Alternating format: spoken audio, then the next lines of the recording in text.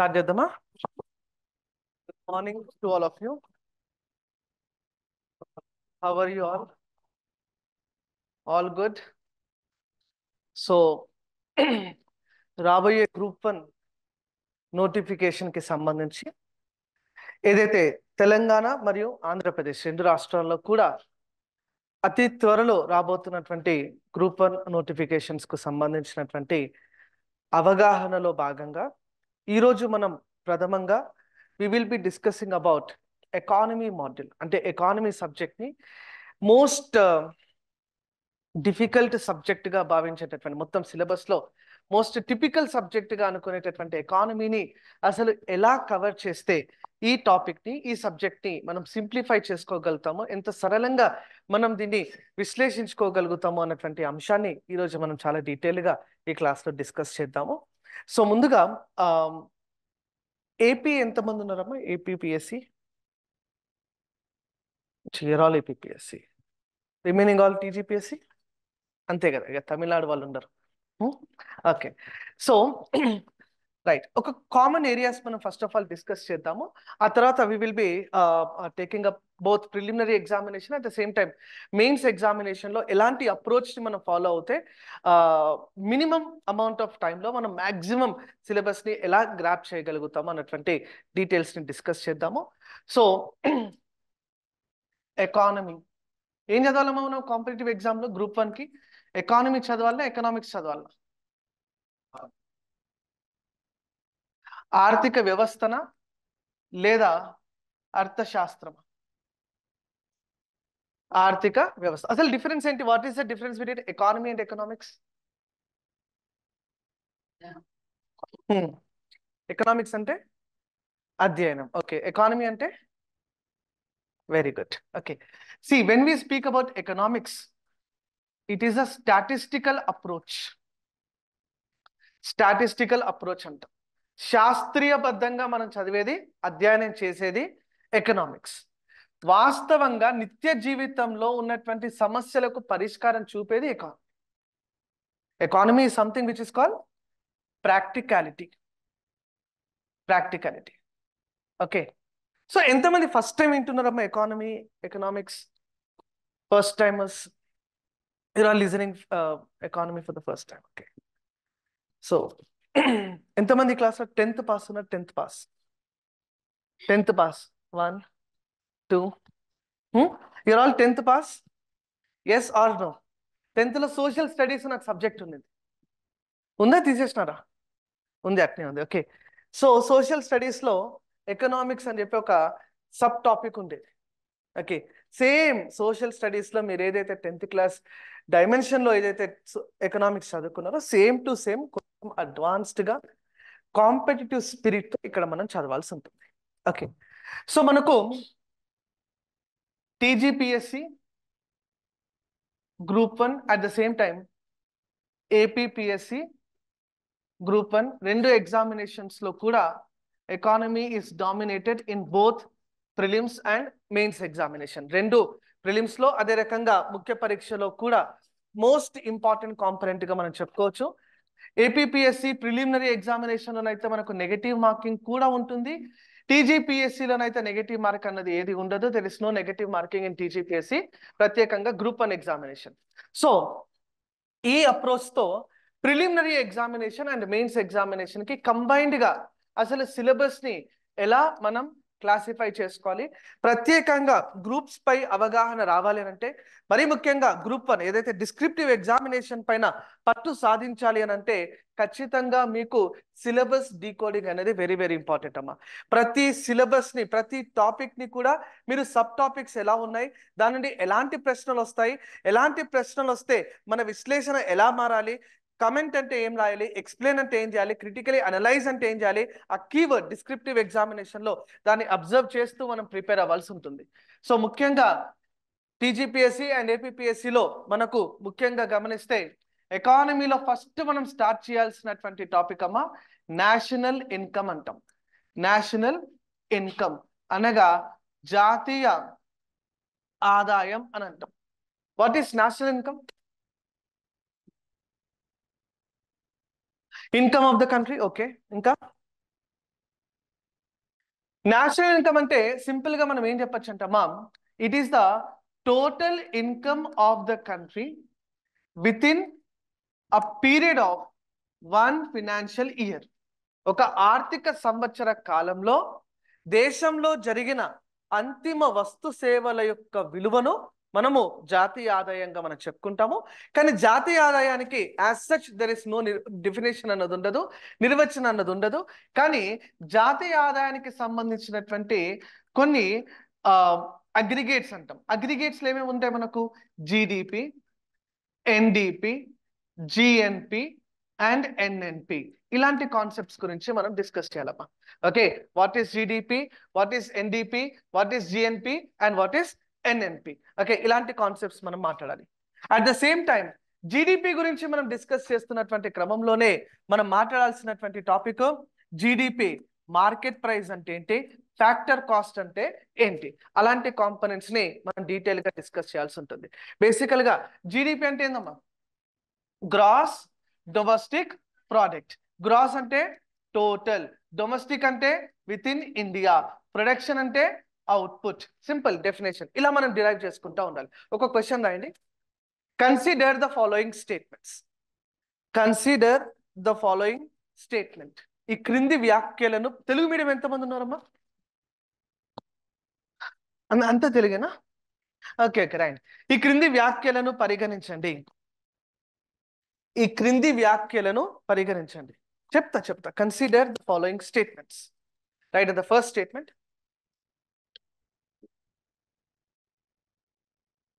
In India భారత్లో ప్రస్తుతం ప్రస్తుతం ప్రస్తుతం ప్రస్తుతం జాతీయ ఆదాయ అంచనాకు జాతీయ ఆదాయ అంచనాకు జాతీయ ఆదాయ అంచనాకు ఆధార సంవత్సరం ఆధార సంవత్సరం ఆధార సంవత్సరం 2011-12. 2011-12. In India, currently, for the national income estimation,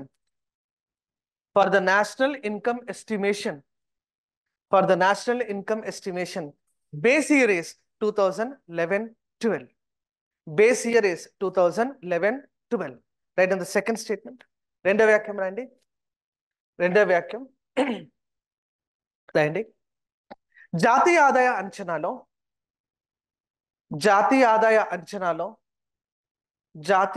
అంచనాలో మూడు రకాల పద్ధతులు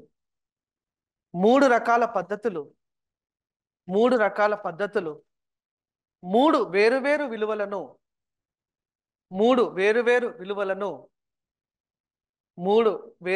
విలువలను అందిస్తాయి. In national income estimation, three methodologies will derive three different outputs. Options రాయండి. Option A, only one, ఒకటి మాత్రమే. Option B, only two, రెండు మాత్రమే. Option C, both 1 and 2, ఒకటి మరియు రెండు. Option D, none of the above, 5 ఏవి కాదు.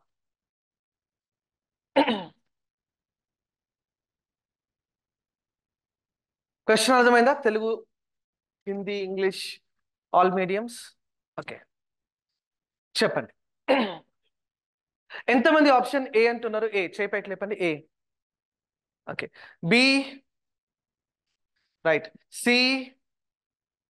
Okay. And D. Right.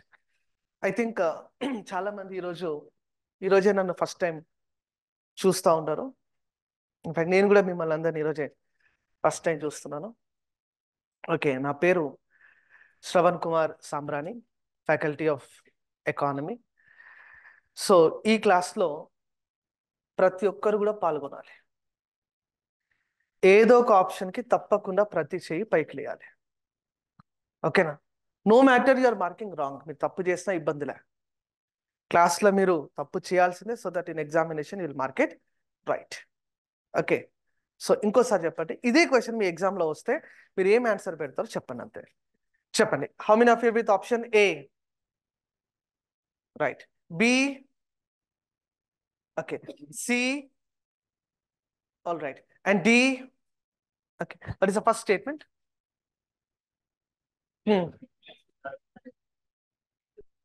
Base year ఏంటమ్మా 2011-12. దీన్ని మార్చినామా మనం? ఇంకా మార్చలేదు. కానీ మార్చడానికి ఏమైనా ప్రయత్నాలు ప్రారంభించినామా? Yes, we have started several efforts in order to revise the base year from 2011 to మనం దేన్ని పరిగణలోకి తీసుకుంటున్నాం? 2022-23 కానీ లేదా 23-24 కానీ మనము ఆధార సంవత్సరాన్ని మార్చేటటువంటి ఒక ప్రయత్నాన్ని ప్రారంభించినాము. దానికి ఒక కమిటీని మనం నియమించుకున్నాము. ఏ committee? We have appointed a committee, Bindeswar Goldar Committee. Goldar Committee ni manam niyaminchinamo. He is looking after whether we can revise the base year from 2011-12 to any new base year. అంటే ఇట్లాంటి questions అన్నవి ఖచ్చితంగా మనకు ఈ national income topics నుండి రావచ్చు. National income లోనే మనం డిస్కస్ చేయాల్సినటువంటి మరొక ఇంపార్టెంట్ ఆస్పెక్ట్ అమ్మా నేషనల్ ఇన్కమ్ అకౌంటింగ్ అంటాం. జాతీయ ఆదాయ లెక్కింపు. ఈ నేషనల్ ఇన్కమ్ అకౌంటింగ్ లో మనకు 3 రకాల పద్ధతులు ఉంటాయి. 3 different methodologies we will be having. Income method అంటాము, అనగా ఆదాయ మదింపు పద్ధతి. ఎక్స్పెండిచర్ మెథడ్ అంటాము, అనగా వ్యయ మదింపు పద్ధతి. అదే రకంగా ప్రోడక్ట్ మెథడ్ అంటాము, ఉత్పత్తి మదింపు పద్ధతి. There are 3 methodologies that are being used in the national income accounting. Okay, ఈ 3 రకాల పద్ధతులు మనం వాడతాం, కానీ 3 రకాల పద్ధతుల్లో కూడా మనకు అవుట్పుట్ అన్నది సేమ్ టు సేమ్ రావాలి. ఒకవేళ సేమ్ టు సేమ్ రావట్లేదంటే మన లెక్కింపు తప్పని అర్థం. ఇట్స్ లైక్ మ్యాథమెటిక్స్ లో డిఫరెంట్ ఫార్ములాస్ మనం అప్లై చేస్తే there will be same output derived. That is how you need to understand this topic. జాతీయ ఆదాయం నుండి ఖచ్చితంగా మనకు ప్రశ్నలు వచ్చేటటువంటి ఇంకొక ఇంపార్టెంట్ ఆస్పెక్ట్ అమ్మా ట్రెండ్స్ ఇన్ నేషనల్ ఇన్కమ్. జాతీయ ఆదాయ పోకడలు అంటాం. ట్రెండ్స్ ఇన్ నేషనల్ ఇన్కమ్, జాతీయ ఆదాయానికి సంబంధించినటువంటి పోకడలు. ఇక్కడ నుంచి ఇంకొక ఇంపార్టెంట్ టాపిక్ ఉంటుంది, నామినల్ అండ్ రియల్ కాన్సెప్ట్. నామమాత్రపు జీడిపి అంటే ఏంటి, వాస్తవ జీడిపి అంటే ఏంటి, what is nominal GDP and what is real GDP, ఇట్లాంటి కాన్సెప్ట్ అడగచ్చు. ఇదే చాప్టర్ నుండి they can ask one more important descriptive question can be asked, that is related to the potential GDP. సంభావ్య జీడిపి అంటామమ్మా. Potential GDP, what is potential GDP? సంభావ్య GDP అంటే ఏంటి? ఇటీవల కాలంలో ఎకనామిక్స్ సర్వే విడుదలైంది, ఆర్థిక సర్వే. వెళ్తాం కొద్దిసేపట్లో మాట్లాడదాం. ఓకే, ఎకనామిక్ సర్వేలో మన పొటెన్షియల్ ని చాలా హైగా చూపిస్తాం. పొటెన్షియల్ అంటే సంభావ్య GDP. Estimated GDP growth in the near future is called potential GDP. భవిష్యత్తులో భారత్ సాధించబోయేటటువంటి జీడిపి వృద్ధి అంచనానే సంభావ్య జీడిపి. Right, understand. ఇది డిస్క్రిప్టివ్ ఎగ్జామినేషన్ లో ఇలాంటి క్వశ్చన్స్ అడుగుతారమ్మా. What is potential GDP? Why is India unable to achieve the potential GDP? సంభావ్య జీడిపి అంటే ఏమిటి? దీనిని భారత్ ఎందుకు సాధించలేకపోతుంది? ఇలాంటి ప్రశ్నలు వచ్చినప్పుడు you should be very much ready to address that question. Okay, question answer ఎలా ఉండాలో చెప్తాను కొద్దిసేపట్లో.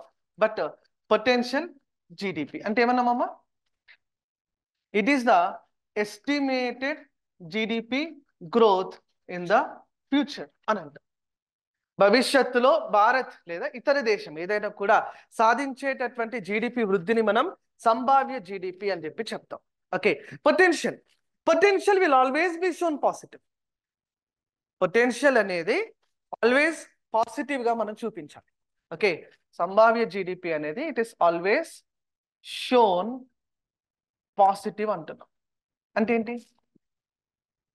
ఫర్ ఎగ్జాంపుల్, మీరందరూ ఉన్నారు, యూఆర్ ఆల్ దేర్, మీరందరూ గ్రూప్ 1 ఎగ్జామినేషన్ కి ప్రిపేర్ అవుతున్నారు. ఓకే, ఏపీ గ్రూప్ 1 ఉన్నారు, తెలంగాణ గ్రూప్ 1 ఉన్నారు. ఎన్ని గంటలు చదువుతున్నారమ్మా రోజుకి మీరు ఇప్పుడు? ఇంకా స్టార్ట్ చేయలేదు. ఓకే, మంచి రోజు చూసి okay you will definitely start. Okay, for example, suppose how many hours parents Bhavan. Okay, so రోజుకి ఎన్ని గంటలు చదువుతున్నారు మీరు? 6 hours. ఓకే, మీ పొటెన్షియల్ ఎంత అంటే ఏం చెప్తారు మీరు? Naturally more than 6. Yes or no? మీ పొటెన్షియల్ ఎంత అంటే మోర్ దాన్ 6. ఇక్కడ తెలంగాణ గ్రూప్ 1 వాళ్ళు ఉన్నారు, ఇంతకుముందు రాసిన వాళ్ళు ఉండొచ్చు. ఇంతకుముందు తెలంగాణ గ్రూప్ 1 రాసి అక్కడ సరైన పర్ఫార్మెన్స్ చూపించకపోతే వాళ్ళు ఏమనుకుంటారు, ఇంకొక గ్రూప్ 1 విడుదల చేయండి, 450 పోస్టులతో ఏదైతే రేవంత్ రెడ్డి గారు ఆనరబుల్ చీఫ్ మినిస్టర్ గారు చెప్పారో మీరు ఆ నోటిఫికేషన్ అయితే విడుదల చేయండి, మా సత్తా ఏంటో చూపిస్తాం అంటారు. అవునా కదా? సిమిలర్లీ ఏపీపీఎస్సీ మీరు నోటిఫికేషన్ విడుదల చేయండి, మేము మా కెపబిలిటీ ఏందో మేము చూపిస్తాము అని అంటారు. సిమిలర్లీ ఎకానమీ కూడా అంతే. ఈరోజు మనం సాధించలేకపోయినా కూడా భవిష్యత్తులో మనం సాధించబోయేటటువంటి అంచనా వృద్ధిని మనం సంభావ్య జీడిపి అంటాం. అండ్ పొటెన్షియల్ని మనం ఎప్పుడూ పాజిటివ్గా చూపిస్తాం. ఇప్పుడు భవానీ రోజుకి 6 గంటలు చదువుతా ఉంటే తన పొటెన్షియల్ ఏంటి అని ఖచ్చితంగా 8 గంటలు, 9 గంటలు లేదా 10 గంటలు ఉంటుంది. సిమిలర్లీ మన జీడిపి పొటెన్షియల్ కూడా మనం ఎలా చూపించాలమా, it should be always shown positive. అందుకొరకే పొటెన్షియల్ జీడిపి మనం ఒకవేళ గ్రాఫికల్ రిప్రజెంటేషన్ చేయాల్సి ఉంటే, ఫర్ ఎగ్జాంపుల్ 2025, 27, 29, 2031, 2033. ఓకే, వృద్ధి చూడండి 5%, 7%, 9% గ్రోత్ రేట్, ఇది వృద్ధి రేటు 11%, 13%. సపోజ్ మనం ఎలా చూపిస్తున్నాం దీన్ని, సంభావ్య జీడిపిని ఆల్వేస్ పాజిటివ్. అంటే మన అంచనా ఏంటి, 2025లో మనం ఇంత వృద్ధి సాధించబోతున్నాం, 2027లో ఇంకాస్త ఎక్కువ, 29లో ఇంకా కొంత ఎక్కువ, 31లో we will even grow more. Likewise, we will be showing our potentiality. This is the potential GDP. ఎగ్జామినేషన్లో మీకు పొటెన్షియల్ జీడిపి గురించి అడిగితే ఖచ్చితంగా you should draw the diagram. Economy answers ని ఇంప్రెస్ చేయాలి ఎగ్జామినేషన్లో అంటే అది ఒక గ్రాఫ్తోనైనా మీరు ఇంప్రెస్ చేయొచ్చు, ఒక డేటాతోనైనా మీరు ఇంప్రెస్ చేయొచ్చు, లేదా ఎకానమీ ఆన్సర్స్ ని ఒక ఎకానమీ మోడల్ ఆన్సర్ ఒకసారి గమనిస్తే ఆన్సర్లు ఏమేమి కాంపోనెంట్స్ ఉంటాయమ్మా, ఇలా మీకు ఆన్సర్ షీట్ ఇస్తారు, ఏమేమి కాంపోనెంట్స్ ఉండాలి దాంట్లో, ఇంట్రొడక్షన్, మెయిన్ బాడీ అండ్ ముగింపు అంటాం, కన్క్లూజన్, పరిచయం, body and conclusion. Okay, so introduction లో జాగ్రత్త వినాలి, ఇంట్రొడక్షన్ లో always you should start writing with any quote or current event. Answer రాసేటప్పుడు ఏదైనా కూడా ఒక కోట్తోనైనా ప్రారంభించవచ్చు, లేదా కరెంట్ ఈవెంట్తోనైనా ప్రారంభించవచ్చు, లేదా డేటాతోనైనా మీరు ప్రారంభించవచ్చు. ప్రతి ఎకానమీ ఆన్సర్కి ఒక డేటా మీరు దాంట్లో యాడ్ చేయగలిగితే that will be adding mileage to your answer. Okay, సాధారణంగా సంభావ్య జీడిపి అంటే ఏందో ఎవరో అందరూ రాస్తారు, కానీ ఇక్కడ మనం ఏం చేస్తామంటే డేటాబేస్తో potential GDP, what is India's projected GDP in 2028, what is India's projected GDP by 2047, what is Viksit Bharat, IMF ఏం డేటా చెప్తుంది, ఆర్బిఐ ఏం ప్రిడిక్షన్ చేస్తుంది, నీతి ఆయోగ్ ఏం ప్రిడిక్షన్ చేస్తుంది. Like wise you will have to give some projections in the introduction. పరిచయంలోనే మీరు డేటాతో ప్రారంభించిన, పరిచయంలోనే మీరు కరెంట్ ఈవెంట్తో ప్రారంభిస్తే definitely it is my added advantage to your answer all together. And when ever you go to the main బాడీలోకి వెళ్ళినప్పుడు ఖచ్చితంగా 80% of the crux of the క్వశ్చన్లో ఏం అడిగినారో 80% క్వశ్చన్లోని డిమాండ్ని మీరు బాడీలోనే అడ్రస్ చేయాలమ్మా. ఫర్ ఎగ్జాంపుల్ ఒక క్వశ్చన్ చూడండి. Suppose the question says, rural development is national development. Mahatma Gandhi. Explain various rural development initiatives by the government. Question ఏం చెప్తున్నారంటే గ్రామీణాభివృద్ధి దేశాభివృద్ధి ఎవరన్నారు, మహాత్మా గాంధీ. ఓకే, గ్రామీణాభివృద్ధి కొరకై వివిధ కార్యక్రమాలను వివరించండి అని అన్నాం. గ్రామీణాభివృద్ధి కొరకు చేపట్టిన వివిధ కార్యక్రమాలను వివరించండి అంట. ఈ క్వశ్చన్ ఆన్సర్ ఎలా స్టార్ట్ అవుతుందో చెప్పండి. కార్యక్రమాల్లో ఎంజీ నరేగా రావచ్చు. ఓకే,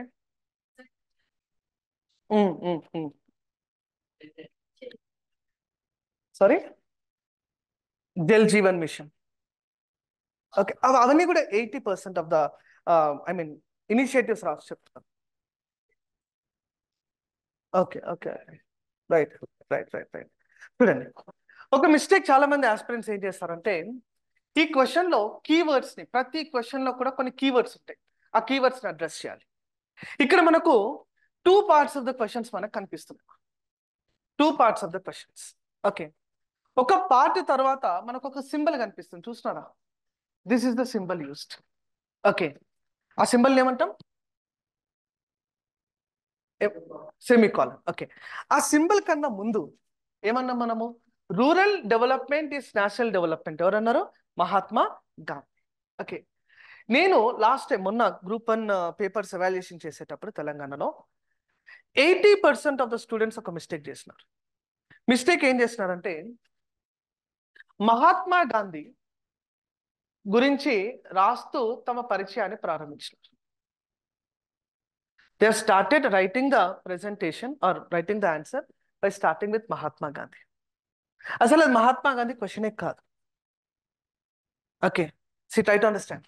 బేసికలీ ఈ సెమీ కాలన్ కన్నా ముందు ఏదైతే ఉందో అది ప్రశ్ననే కాదు, అది కేవలం ఎగ్జామినర్ యొక్క అభిప్రాయం మాత్రమే.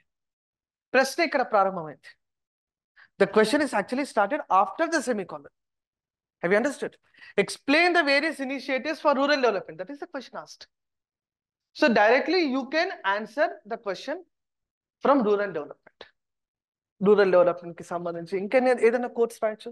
రూరల్ డెవలప్మెంట్ కి సంబంధించి ఏదైనా కరెంట్ ఈవెంట్ ఉంటే కరెంట్ ఈవెంట్ రాయొచ్చు. రూరల్ డెవలప్మెంట్ కి సంబంధించి వేరియస్ ఇనిషియేటివ్స్, ఫ్లో డయాగ్రామ్స్ మీరు చేయొచ్చు. Flow diagrams.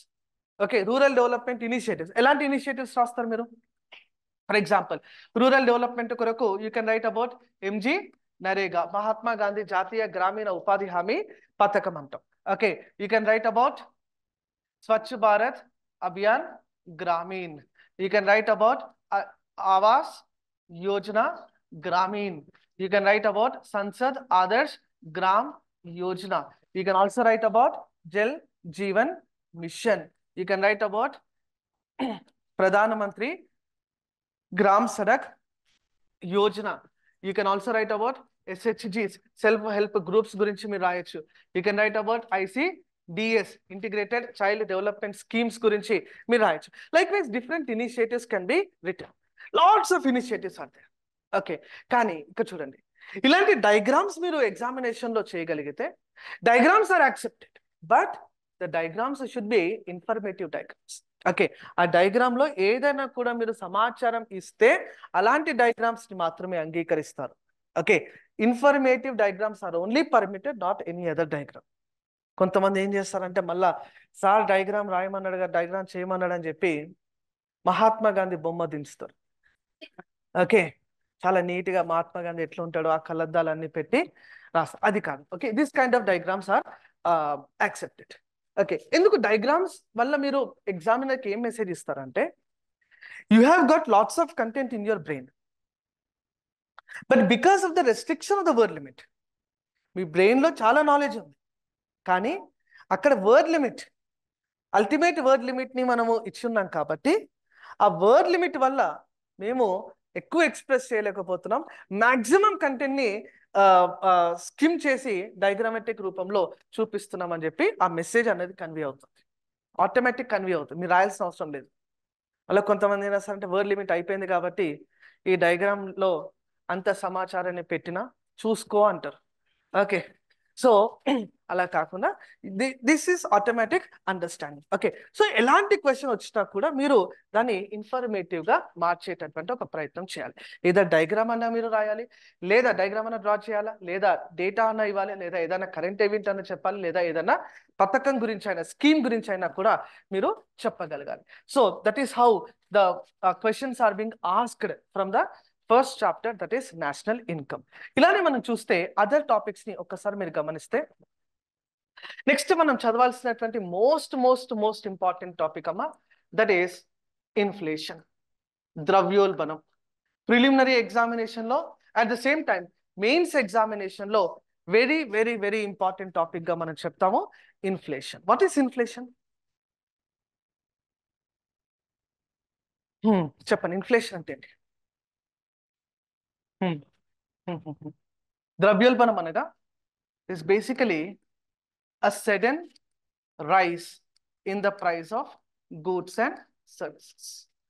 వస్తు సేవల యొక్క ధరలు పెరుగుదలను మనం ద్రవ్యోల్బణం అంటాం. కానీ ఆ ద్రవ్యోల్బణానికి గల కారణాలు ఒక్కసారి మనం గమనించాలి. ఎలాంటి కారణాలు ఉంటాయి? What is the reason of inflation in any country? Okay, ఏ కంట్రీలోనైనా ఇన్ఫ్లేషన్ ఎకనామిక్ రీజన్ చూడాలి. ఎకనామిక్ రీజన్ ఏంటంటే డెఫినెట్లీ ఇంక్రీజ్ ఇన్ డిమాండ్, వస్తువుకు డిమాండ్ పెరుగుతుంది. డిక్రీజ్ ఇన్ సప్లై, సరఫరా తగ్గుతుంది. అప్పుడు న్యాచురల్ గా ధరలు అన్నవి పెరుగుతాయి. Yes or no? There is a increase in demand, there is a decrease in supply, there shall be increase in the price. That is a phenomena of inflation. ద్రవ్యోల్బణానికి గల సిద్ధాంతం ఇది. ఓకే, ఇప్పుడు ఫర్ ఎగ్జాంపుల్ ఇస్ ఇన్ఫ్లేషన్, దీన్ని analytical గా చూడాలనంటే is inflation good or bad? ద్రవ్యోల్బణం అనేది మంచిదా కాదా? For example if today tomato 1 kg tomato is 10 rupees. రేపు 1 kg tomato is 100 rupees. ఇది ఇన్ఫ్లేషనే కదా. ఈరోజు టొమాటోస్ యొక్క ధర 10 రూపాయలు, రేపటికి అది 100 రూపాయలు పెరుగుతుంది. Is it good or bad? It is definitely bad అని చెప్పి చెప్తారు. ఓకే, ఇది మంచి పరిణామం కాదు. సపోజ్ ఈ క్లాస్లో కూర్చున్న అందరూ కూడా టొమాటో రైతులు అనుకోండి. Suppose you're all tomato farmers, then this good or bad? Very good అంటారు. Yes or no? గ్రూప్ 1 మళ్ళీ చూసుకుందాం, ఇంకా 2 ఎకరాలు టొమాటో వేద్దామని అనుకుంటారు. అవునా కాదా? So that is a good scenario. అంటే దీన్ని ప్రోస్ అండ్ కాన్స్, దీని యొక్క అడ్వాంటేజెస్, దీని యొక్క డిసడ్వాంటేజెస్, ఆ డైమెన్షన్లో దీన్ని మనం అనలైజ్ చేయగలగాలి. Okay, what are the pros and what are the cons of inflation?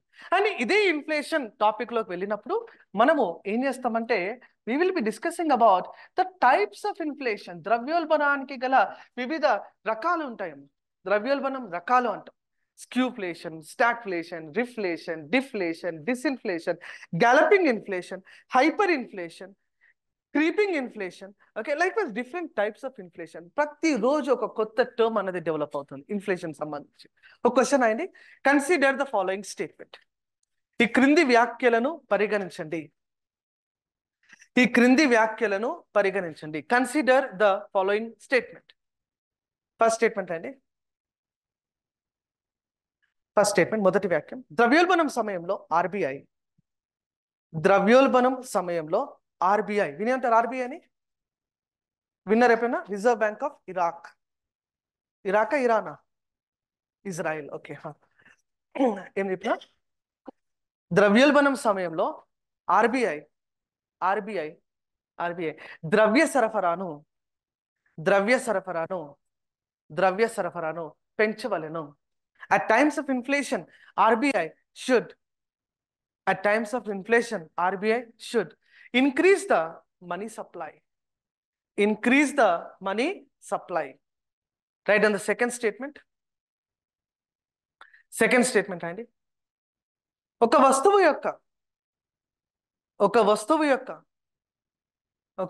యొక్క నాణ్యత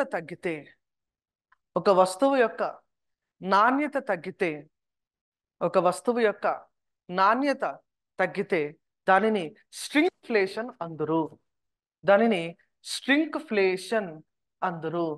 If the quality of the good is reduced, it is known as shrinkflation. Options తెలుసు. A only 1, B only 2, C both 1 and 2, D 5 ఏవి కాదు, none of the above. Question అర్థమైందా?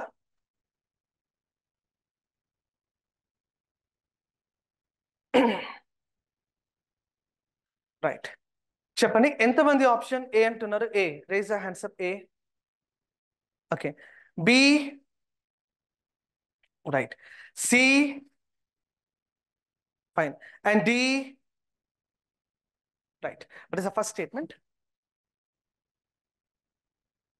ద్రవ్యోల్బణం సమయంలో RBI ద్రవ్య సరఫరాను పెంచవలెను అని చెప్పి చెప్తున్నాం. ఈ times of inflation RBI should increase the money supply. జాగ్రత్త వినాలి. ఇన్ఫ్లేషన్ అంటే ఏంటమ్మా? ఇదే కదా phenomena. Demand is high, supply is low, price will be high. Demand ఎప్పుడు ఎక్కువ ఉంటుంది?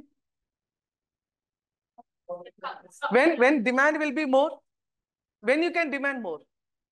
ఓకే, డిమాండ్ ఎప్పుడు ఎక్కువ ఉంటుందని ఎక్కువ ఉండొచ్చు అని అంటే ఖచ్చితంగా when there is high money supply available in the hands of public. ద్రవ్య సరఫరా ఎక్కువ ఉన్నప్పుడు ప్రజలు ఎక్కువ వస్తు సేవలను డిమాండ్ చేస్తారు. అదే ప్రజల చేతుల్లో డబ్బులు లేకుండా చేయొచ్చు కదా, ఆర్బీఐ చేస్తున్నారు. ఆర్బీఐ ద్రవ్యోల్బణం భారీ స్థాయిలో పెరిగినప్పుడు ప్రజల చేతిలో డబ్బు లేకుండా కూడా చేయవచ్చు. They can decrease the money supply, they can increase the money supply. Adjustment చేస్తుంది ఆర్బీఐ. ఓకే, ఆర్బీఐ మనీ సప్లైని తగ్గించాలంటే ఏం చేయాలి? వడ్డీ రేట్లను పెంచుతుంది. సింపుల్ కాన్సెప్ట్కి వెళ్ళాం, చాలా డీటెయిల్గా మనం మాట్లాడదాము. They'll be increasing the interest rate. When interest rates are increased, CRR, SLR, repo rate, reverse repo rate, మనం వెళ్తాం కాన్సెప్ట్కి వెళ్ళినప్పుడు డిస్కస్ చేద్దాం. ఓకే, సో మనీ సప్లై ఎక్కువ ఉన్నప్పుడు, ద్రవ్యోల్బణం ఉన్నప్పుడు we cannot print money and circulate to the public. ఇక్కడ ఏమైంది? 1 kg టొమాటో హ్యావ్ ఇంక్రీస్డ్, 10 రూపాయల నుండి 100 రూపాయలకు పెంచడం జరిగింది. అప్పుడు మనం ఏం చేయాలి? ప్రజలకు మనం డబ్బు పంపిణీ చేయాలన్నా టొమాటో పంపిణీ చేయాలన్నా? What we should distribute? Tomatoes are money. RBI కదా ప్రింట్ చేసే డబ్బు. పోనీ ధరలు పెరిగినాయి కదా అని చెప్పి ప్రైమ్ మినిస్టర్ ఒక పథకం ప్రారంభిస్తాడు, ప్రధానమంత్రి tomato Yojana. Tomato Yojana start చేయాలా లేదా? ఆర్బీఐ దగ్గర డబ్బు ప్రింట్ చేసే మెషిన్లు ఉన్నాయి, ప్రింటింగ్ ప్రెస్లు ఉన్నాయి కాబట్టి ఎంత కావాలంటే అంత డబ్బు ప్రింట్ చేసి ఇంటింటికి ఒక సూట్ కేసు పంపిణీ చేసి అటల్ సూట్ కేసు యోజన అని స్టార్ట్ చేయొచ్చా? What will happen? Money is just a medium of exchange. ద్రవ్యం అనేది కేవలం ఒక ఎక్స్చేంజ్ మాధ్యమం మాత్రమే. It is not a final consumption. If you feel hungry, you will take money, by something, eat. You will never eat money. తింటారా? ఆకలిస్తే డబ్బును తింటామా? తినము. Okay, ultimately మనం ఏమి ఇవ్వాలా? టొమాటోస్ ప్రొడక్షన్ మనం పెంచాలి, ప్రజల చేతుల్లో డబ్బును మనం తగ్గించాలి. సో ఫస్ట్ స్టేట్మెంట్ కరెక్టా రాంగా? Wrong. Money supply should not be increase, rather money supply should be decreased. What is the second statement? ఒక్క రేపని చూడండి, ఈ ఇన్ఫ్లేషన్ ని స్ట్రింగ్ఫ్లేషన్ అండ్ స్ట్రింప్ఫ్లేషన్ అంటామమ్మా. స్ట్రింగ్ఫ్లేషన్, ఇంకొకటి స్ట్రింప్ఫ్లేషన్. స్ట్రింగ్ఫ్లేషన్ అండ్ స్ట్రింప్ఫ్లేషన్ రెండు రకాల కొత్త పదాలు మళ్ళీ వార్తలు కనిపిస్తున్నాయి మనకు. స్ట్రింగ్ఫ్లేషన్ అనగా it is decreasing of the quantity of the good. వస్తువు యొక్క బరువులు కొలతలు తగ్గిస్తే స్ట్రింగ్ఫ్లేషన్. స్ట్రింప్ఫ్లేషన్ అంటే decreasing in the quality of the good. Decreasing in the quality of the good, వస్తువు యొక్క నాణ్యతను తగ్గిస్తే, వాడేటటువంటి ముడి సరుకులు వాడకుండా, రా మెటీరియల్స్ని వాడకుండా దాని యొక్క క్వాలిటీని మనం తగ్గిస్తే స్ట్రింప్ అంటాం.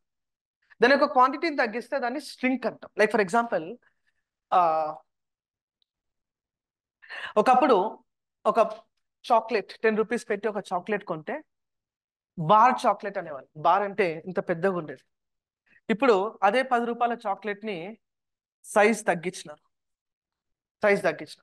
సైజ్ తగ్గించి ఇక్కడ ఒక స్టిక్కర్ అతికిస్తారు. ఏం రాస్తారంటే 10% ఎక్స్ట్రా అంటారు. Yes or no? 10% ఎక్స్ట్రా. ఈ ఎక్స్ట్రా అనేటటువంటి కీవర్డ్తో ఎక్కువ మార్కెట్ అట్రాక్ట్ అయిపోతుంది. That is a different thing. But ఇక్కడ చూస్తున్నారా, suppose this is a time period of 2010, suppose this is 2025. ఈ ఇన్ఫ్లేషన్ ని మనం స్ట్రింగ్ఫ్లేషన్ అంటాం. సైజ్ తగ్గింది కదా, స్ట్రింక్ అంటాం. ఓకే, సైజ్ అలానే పెంచి దాంట్లో వాడేటటువంటి ఇంగ్రీడియంట్స్ ని మనం క్వాలిటీని ఏమైనా కాంప్రమైజ్ అయినట్లయితే దాన్ని ఏమంటామా? స్ట్రింప్ఫ్లేషన్ అంటాం. ఓకే, సో ఇలాంటి ప్రిలిమినరీ క్వశ్చన్స్ కూడా అడగవచ్చు. ఇన్ఫ్లేషన్ నుండి there can be definitely question touch from the what is inflation, what are the types of inflation, what are the causes of inflation, what are the control mechanisms of inflation, what are the targets of inflation. ఇలాంటి questions అడుగు. ద్రవ్యోల్బణ లక్ష్యాన్ని, who will give the inflation targets? Inflation control mechanism, ద్రవ్యోల్బణాన్ని నియంత్రించే బాధ్యత ఎవరిదంటే అమ్మా? RBI, reserve bank of India. Okay, RBI. RBI we will be having a component called MPC, Monetary Policy Committee, ద్రవ్య విధాన కమిటీ అంటాం. ఈ ద్రవ్య విధాన కమిటీనే ద్రవ్య విధానంలో ఉన్నటువంటి వివిధ ఆయుధాలను వాడి, వివిధ టూల్స్ ని వాడి they will B controlling the inflation in the economy. Okay, inflation targets ప్రస్తుతం ఎంతమ్మా? 4 ± 2%. 4 ± 2%.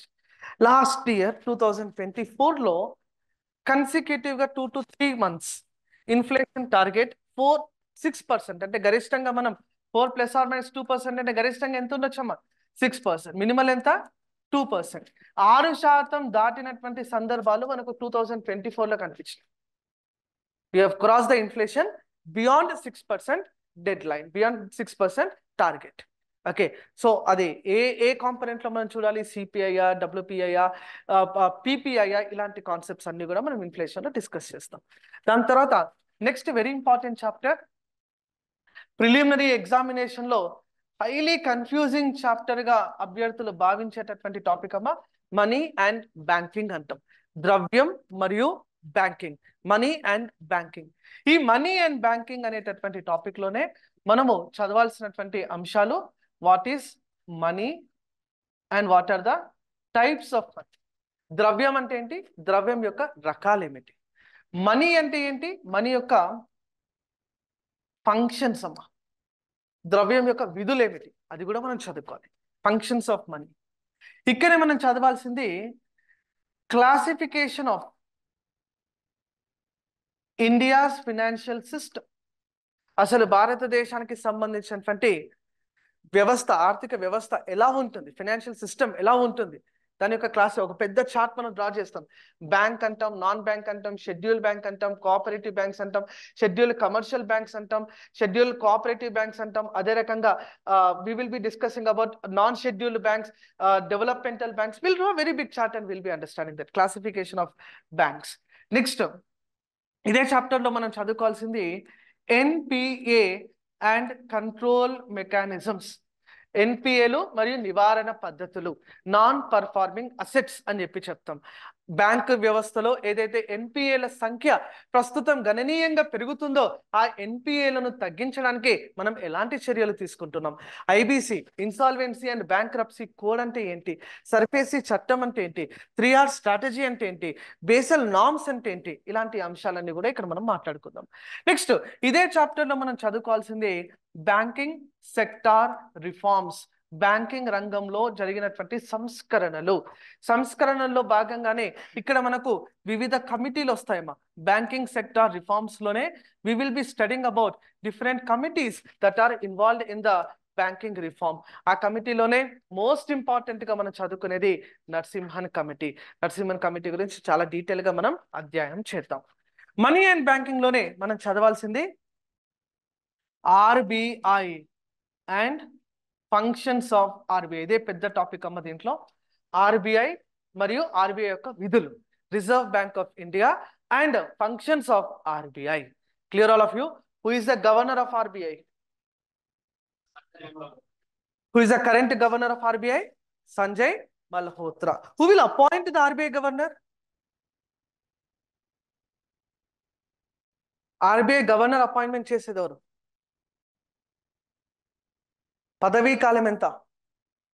RBI governor యొక్క టెన్యూర్ ఎంతమ్మా? Who is the first governor of RBI? This is the most expected question. Last 2-3 months నుండి ఇది వార్తల్లో నిలిచింది కాబట్టి ఖచ్చితంగా ఇలాంటి ప్రశ్నలు అన్నవి అడిగేటటువంటి అవకాశం ఉంది.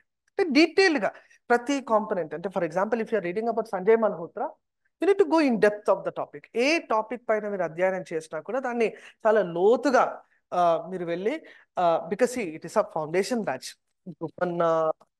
ఖచ్చితంగా ఇది ఫౌండేషన్ స్టేజ్ లో మనం ఉన్నాం కాబట్టి detailed analysis is very very important.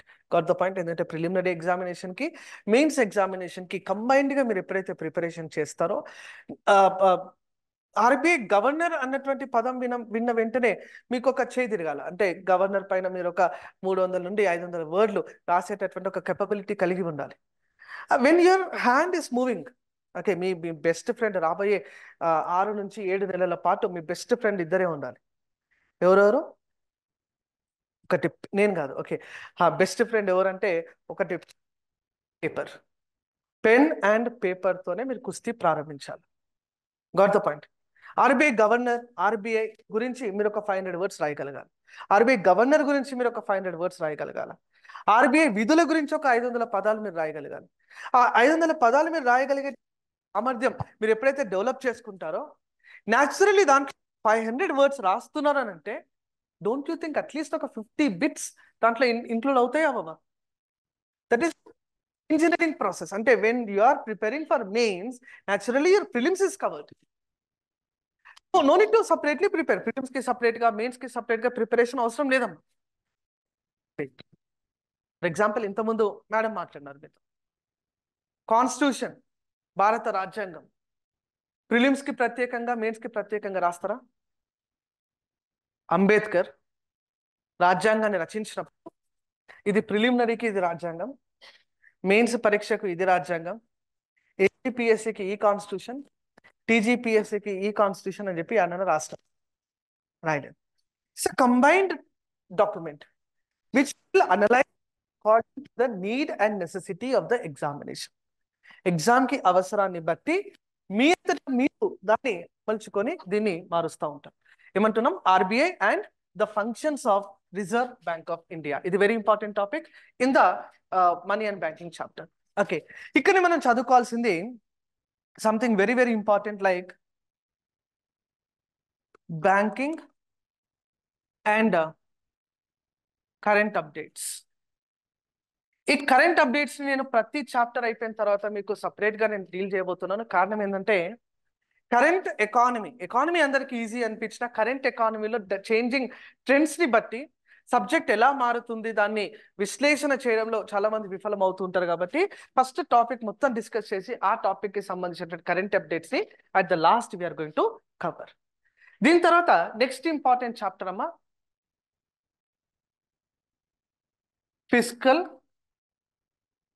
Policy, ప్రభుత్వ విధానం లేదా విత్త విధానం లేదా పబ్లిక్ ఫైనాన్స్ అని చెప్పి దాన్ని మనం చెప్తాం, fiscal policy.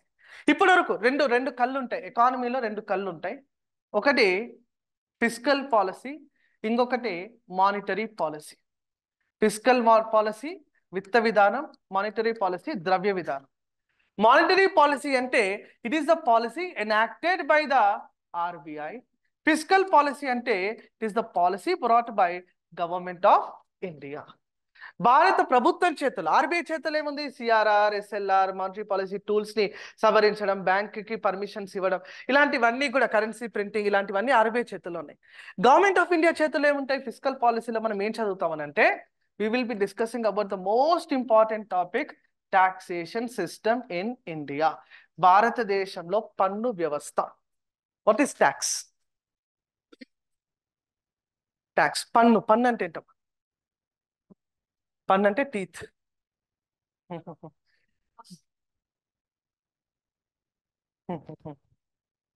Tax is something which we call, it is a compulsory legal payment to the government. Tax అంటే ఏంటమ్మా? It is a compulsory legal payment to the government. ప్రభుత్వానికి తప్పనిసరిగా చట్టరీత్యా చెల్లించే రుసుము పన్ను. This is definition of tax.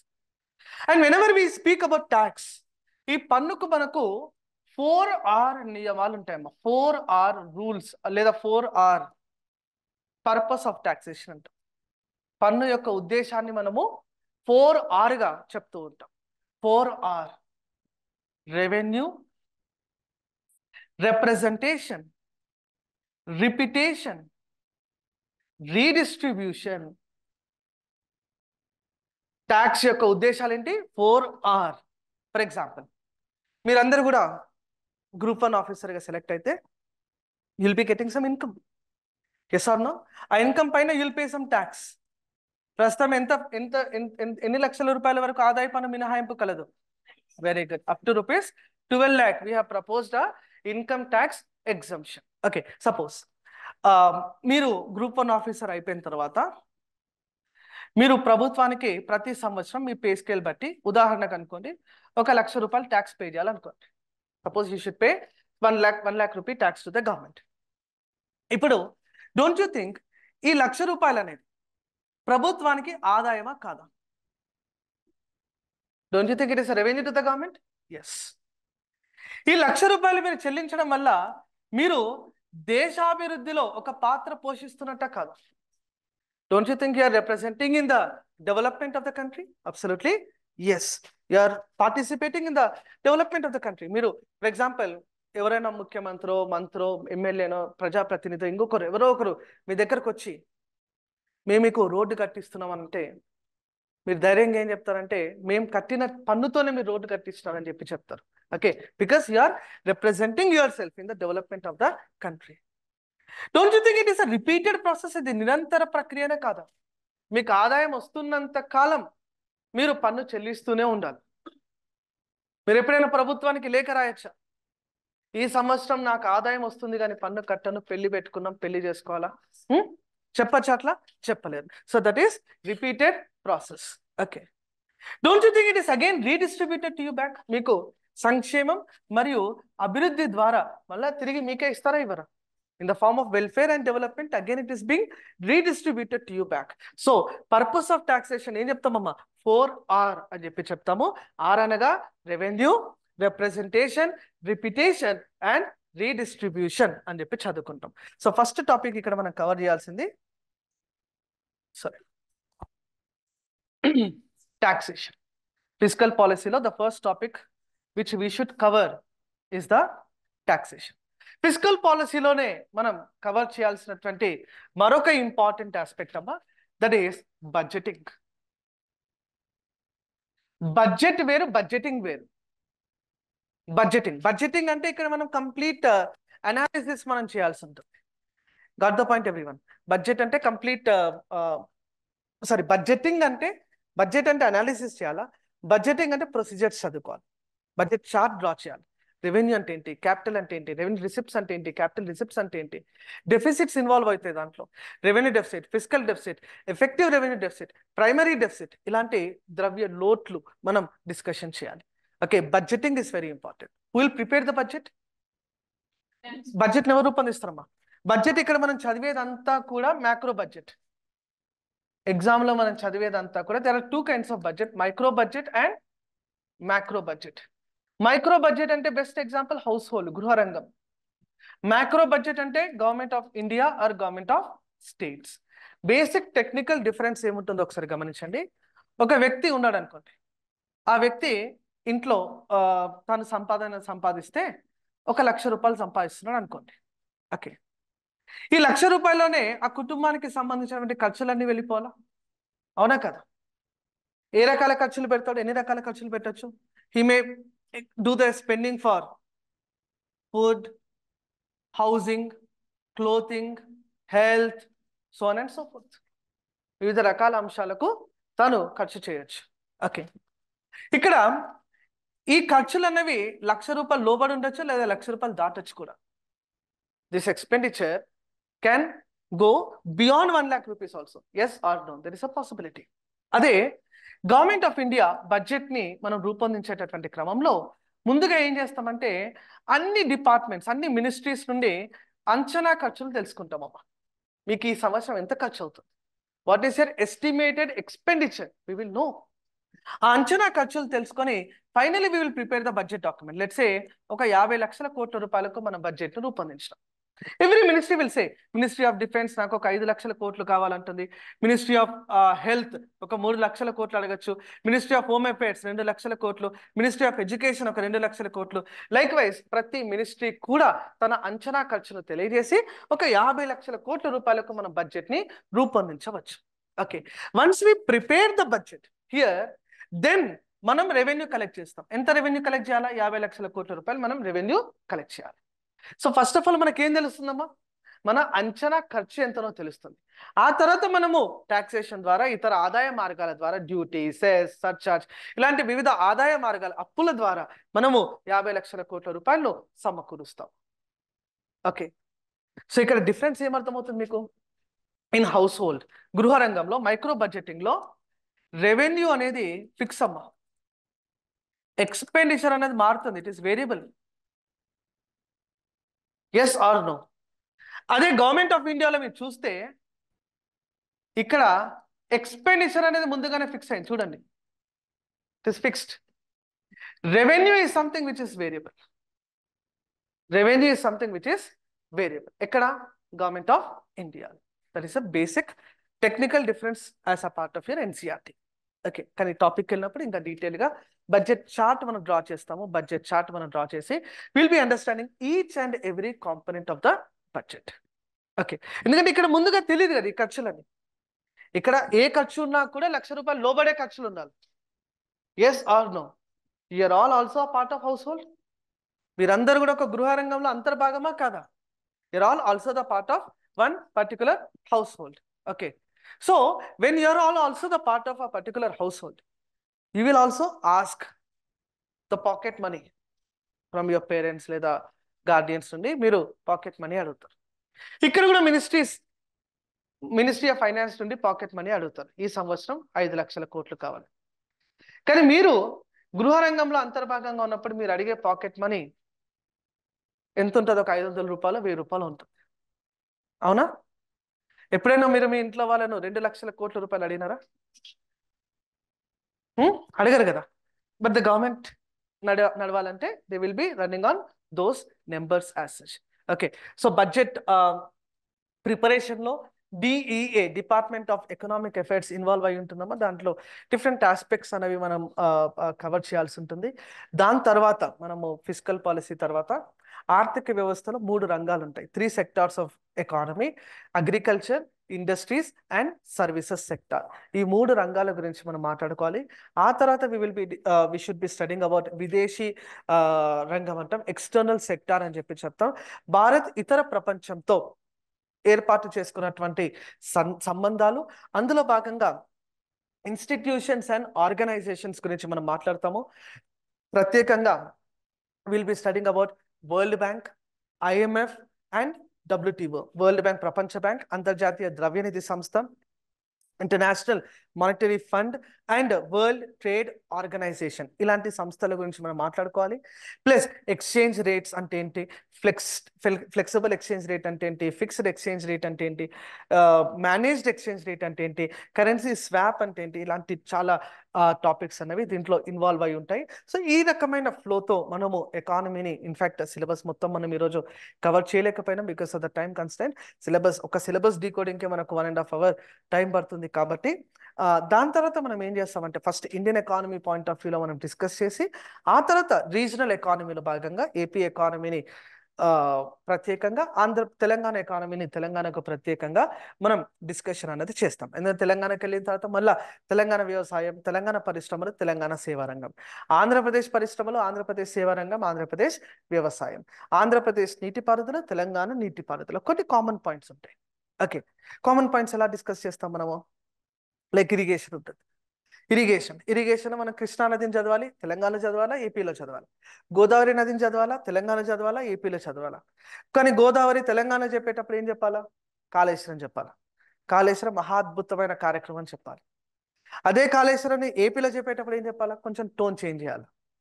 Okay, Kaleshwaram వల్ల ఆంధ్రప్రదేశ్కు జరిగేటటువంటి నష్టాలు. ఓకే, పోలవరం ఆంధ్రప్రదేశ్లో పొగడాలి. తెలంగాణ చెప్పేటప్పుడు ఏం చేయాలి? పోలవరం ప్రాజెక్టు వల్ల ఇలాంటి నష్టాలు తెలంగాణకు వాటిల్లేటటువంటి అవకాశం ఉంది. అలాంటి అంశాలు. కానీ ఇప్పుడు పెద్దగా మనము బైఫర్కేషన్ అన్నది కీ కాంపనెంట్గా, రాష్ట్ర విభజన చట్టం అనేది కీ కాంపనెంట్గా సిలబసెస్లో లేదు. కాబట్టి న్యాచురల్గా మనము బైఫర్కేషన్ ఉంది. ఏపీపీఎస్సీలోనైతే బైఫర్కేషన్ నుండి స్పెషల్ ఫోకస్గా షిఫ్ట్ చేసి వి will be studying more about the Andhra Pradesh ప్రస్తుతం తీసుకున్నటువంటి ప్రభుత్వ విధానాలు, Andhra Pradesh new MSME policy, industrial policy, tourism policy 2024 to 29, Andhra Pradesh రాష్ట్రానికి ప్రపంచ బ్యాంకు ద్వారా వస్తున్నటువంటి సహాయ సహకారాలు ఏంటి, కేంద్ర ప్రభుత్వం ద్వారా వస్తున్నటువంటి సహాయ సహకారాలు ఏంటి, అదే రకంగా ఆంధ్రప్రదేశ్ రాష్ట్ర నూతన రాజధాని అమరావతి, APCRDA, ఇలాంటి కాంపరెన్స్ ఏపీలో చదవాలి. తెలంగాణలోనైతే we will be studying about పెట్టుబడులు, ఇన్వెస్ట్మెంట్స్, గ్లోబల్ ఎంటర్ప్రెన్యూర్షిప్ సమిట్ ఏదైతే తెలంగాణ నిర్వహించిన దాని గురించి మాట్లాడాలి. వరల్డ్ ఎకనామిక్ ఫోరం సమిట్ కి రేవంత్ రెడ్డి, ముఖ్యమంత్రి వర్యులు రేవంత్ రెడ్డి గారు పార్టిసిపేట్ చేయడం జరిగింది. అక్కడ నుంచి ఏవైతే పెట్టుబడులు తెలంగాణకు వచ్చినాయో, హైదరాబాద్ ఫ్యూచర్ సిటీ, హైడ్రా, ఇలాంటి అంశాలను తెలంగాణలో మాట్లాడాలి. కానీ తెలంగాణ మరియు ఏపీ రెండిట్లో కూడా 6 గ్యారెంటీలు, 6 ప్రామిసెస్, 6 హామీలు ఏవైతే ఉన్నాయో, సూపర్ 6 అని ఒక రాష్ట్రంలో అంటాం, 6 గ్యారెంటీలు అని ఇంకొక రాష్ట్రంలో అంటున్నాం. సో అలాంటి గురు శిష్యులు కదా చంద్రబాబు నాయుడు అండ్ రేవంత్ రెడ్డి, ఇద్దరు కూడా గురు శిష్యులు. కాబట్టి 2 ఎకానమీస్, అంటే రీజనల్ ఎకానమీ అయినప్పుడు సపరేట్ అయిపోతారమ్మా మీరు. AP will be separated and Telangana will be when it comes to the regional economy. Is that clear to all of you? Yes. So this is basic approach what I will be following for the subject economy. దీని తర్వాత next ఇంకొక mentor కూడా wait చేస్తున్నారు కాబట్టి మనం ఇక్కడ stop చేసుకుందాం ఈ రోజుకి. నెక్స్ట్ క్లాస్లో డీటెయిల్గా ఫస్ట్ సిలబస్ డీకోడ్ చేసి ఆ తర్వాత 1 by 1 టాపిక్ గురించి మనం డిస్కషన్ ప్రారంభిద్దాం. ఎవరికన్నా ఏమైనా డౌట్స్ ఉన్నాయమ్మా? Is there any doubt to any one? ఇక్కడ మాకు అది ఇస్తారమ్మా, ఒక సిస్టమ్ ఉంటుంది ఇక్కడ. we will be seeing the doubts and we'll be addressing that. Don't worry. Telugu maximum మన తెలుగులోనే ఫ్లో అనేది తెలుగులోనే పెడదాం. ఓకే, తెలుగు అండ్ ఇంగ్లీష్ ఉంటుంది, but will give more weightage to Telugu only. Okay, 2 భాషల్లో చెప్తాను. Okay, Telugu and English, both the languages will be given equal importance. Okay, so dictation ఎక్కడైతే అవసరమో అక్కడ కూడా మనం 2 లాంగ్వేజెస్లో డిక్టేషన్ చేద్దాం. I got the point. Okay, చాలా మంది ఇంగ్లీష్లో కూడా ఉన్నారు. Okay, don't worry, I'll balance, don't worry. Okay, ఇంకా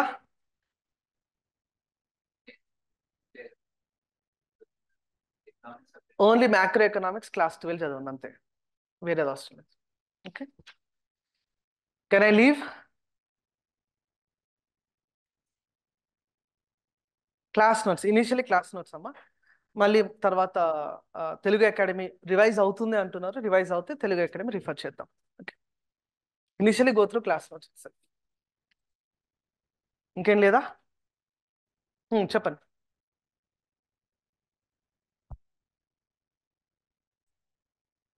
చేస్తానమ్మా, క్లాస్ నోట్స్ డిక్టేట్ చేస్తాను, 2 భాషలో డిక్టేట్. మెటీరియల్ ఇన్స్టిట్యూట్ వాళ్ళు ఇస్తారు, క్లాస్ నోట్స్ నేను ఇస్తాను. Okay, so can I leave with your permissions? Okay, thank you.